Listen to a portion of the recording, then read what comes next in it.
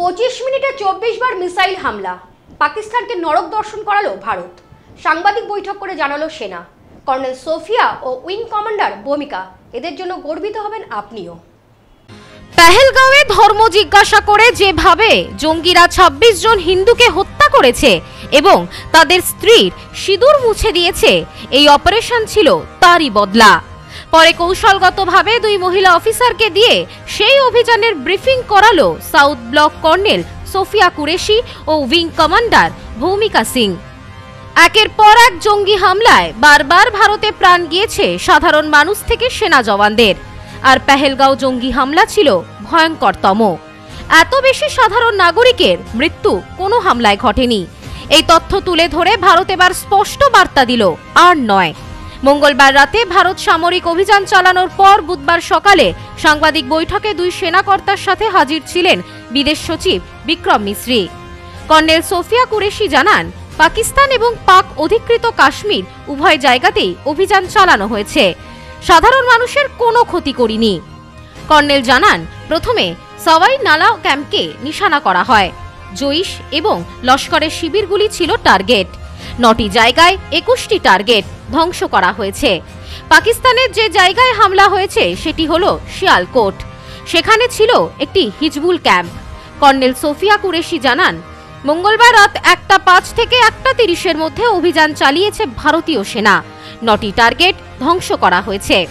তিনি আরো বলেন, গোয়েন্দা তথ্যের ভিত্তিতে টার্গেট বেছে নেওয়া হয়েছিল, এমনভাবে বাছা হয়েছিল যাতে সাধারণ নাগরিকদের কোনো ক্ষতি না হয়।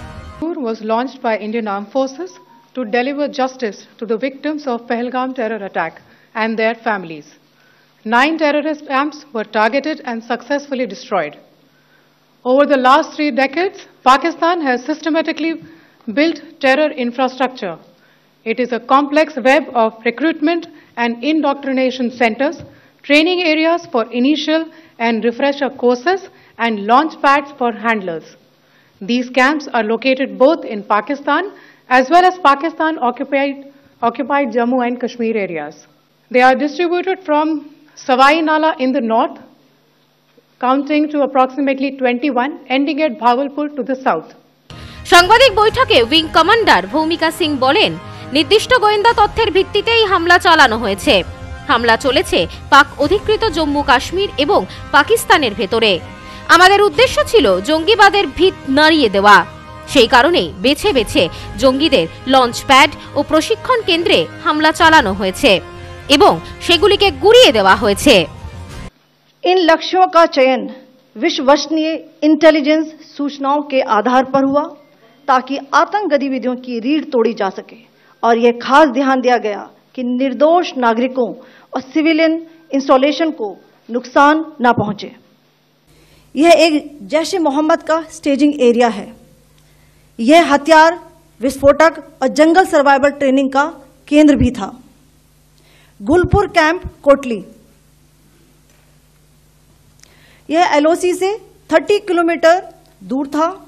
लश्कर-ए तोयबा का बेस था जो रजौरी पुंछ में सक्रिय था। 20 अप्रैल 2023 को पुंछ में और 9 जून 2024 को तीर्थ यात्रियों के बस हमले में यहीं से आतंकी को ट्रेन किया गया था। Bureau report, news no man's land.